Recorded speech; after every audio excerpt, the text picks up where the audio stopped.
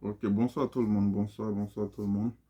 Aujourd'hui, cette vidéo, je la fais, je peux dire, à tout besoin utile parce que c'est une nouvelle que je vais partager avec généralement ceux qui vont faire les visas à l'ambassade, faire les interviews à l'ambassade. Parce qu'aujourd'hui, j'ai changé avec un ami qui m'a passé une information et que j'ai jugé bon de la partager avec certaines personnes pour ne pas faire cette erreur-là. Un étudiant qui venait du Togo a eu un visa étudiant, un visa F1. Et vous savez, généralement, quand la personne va à l'ambassade, il va généralement, avant d'aller à l'ambassade, il ne choisit pas l'école en fonction comment on appelle ça, du budget de ses parents. Généralement, il cherche une école crédible pour pouvoir avoir le visa. Et lui, il a eu le visa. Une fois qu'il a eu le visa, il était encore au Togo, il n'était pas encore venu aux États-Unis. Et il s'est permis, comme il a vu que la scolarité de cette école était chère, il a échangé avec des personnes, je ne sais pas qui lui a donné les conseils, et il a envoyé un email à une école ici pour leur dire que lui, il souhaiterait transférer de l'école qu'il a envoyé, le I-20, une lettre qui l'a permis d'aller à l'ambassade pour faire son interview. Et il a entrepris les démarches de transfert sans même arriver aux États-Unis. Donc, quand il a entrepris ces démarches de transfert, l'école lui a demandé le I-94. Et alors que ce document-là, c'est un document qu'on peut seulement tirer en ligne lorsque on arrive aux États-Unis. Et quand cette école a entré, comment on appelle ça, le numéro de son service dans leur base de données pour request le transfert qui s'est fait au niveau ils ont une plateforme pour les étudiants internationaux, pour les étudiants en général. Automatiquement, l'école qui lui a remis la lettre d'admission et le F1, et qu'on appelle la lettre d'admission et le I-20, ils ont reçu un email aussi pour leur dire que tel étudiant est en voie de transférer dans notre établissement pour telle procédure. Et vu que généralement, quand une école te donne une lettre d'admission pour que tu viennes étudier chez eux et que tu viens, que tu te transfères, généralement, ils n'aiment pas ça. C'est comme si c'est de l'argent, ils perdent. Et toi, tu n'es pas encore sur le territoire américain et tu te permets d'engager une telle procédure. Et automatiquement, l'école a cancellé comment on appelle ça même, la lettre qu'il avait reçue, son admission sur le territoire, son I-20, l'étoile l'a cancellé. Et alors que sans le I-20, tu ne peux pas passer l'immigration.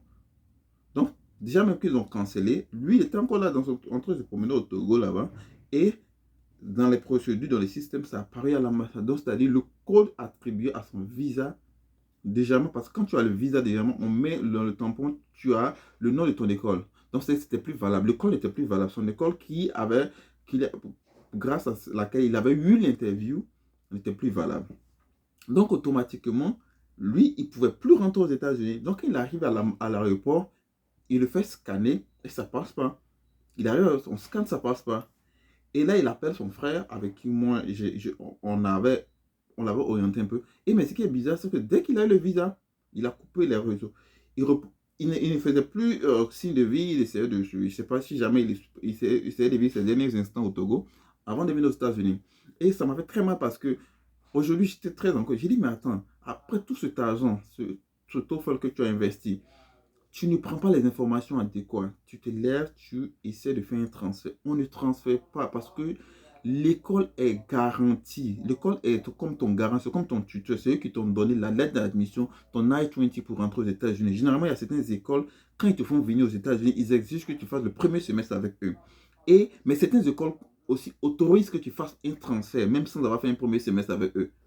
Mais c'est pas facile parce que généralement, même quand tu essaies de faire le transfert, ils vont te faire tarder jusqu'à ce que la date de ton inscription arrive et tu sois obligé de faire le premier semestre avec eux. Mais dans certains cas, ils autorisent. Surtout avec le Covid, certaines personnes viennent et disent non, que chez Tita, le taux de Covid est très élevé par rapport à ceci, par rapport à cela. Donc, je vous dis dès maintenant, si jamais tu es dans ce cas, tu vas à l'ambassade, tu as eu le visa, n'essaie pas de transférer. Même si tu as pour objet, même si tu as en tête de transférer lorsque tu vas arriver aux États-Unis, ne cherche pas à transférer. Attends quand tu vas arriver aux États-Unis. Une fois que tu as le pied sur le territoire américain, c'est très difficile de te ramener dans ton pays. Ça, c'est une autre procédure, c'est très longue. Ils ne vont même pas se mettre dans ça.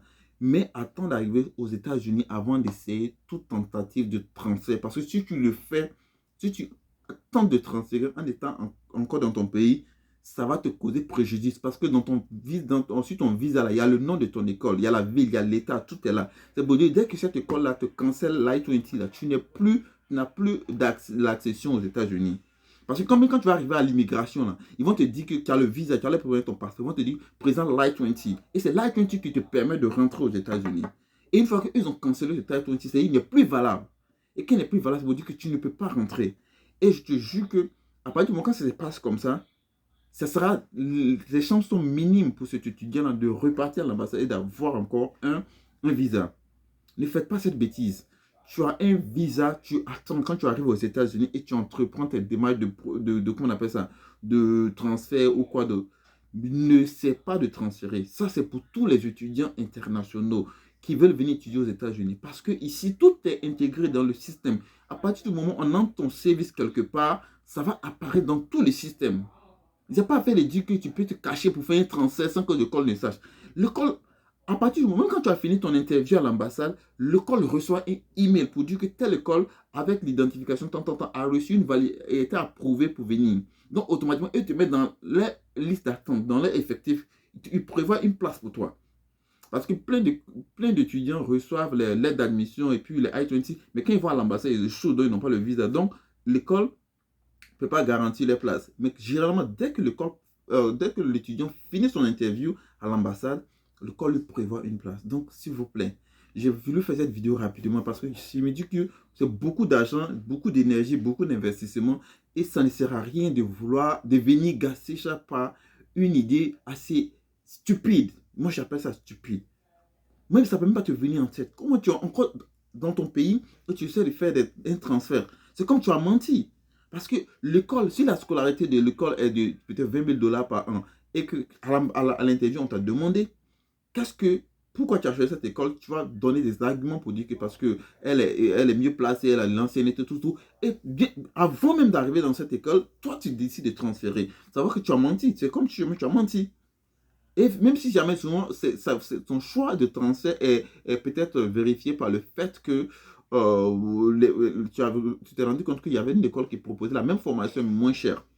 Donc, c'est le problème qu'elle a. Donc, quand je dis, il faut éviter de tenter de transférer tant que vous n'êtes pas aux États-Unis. C'était juste la vidéo à toute fin utile. Essayez de faire très attention parce que les États-Unis, c'est un pays qui est très dangereux. Le visa est difficile d'avoir. Donc, si vous avez la chance d'avoir ce visa, gardez-le au frais. Évitez de faire ce genre d'erreur. Merci et portez-vous bien. Give, get, God bless.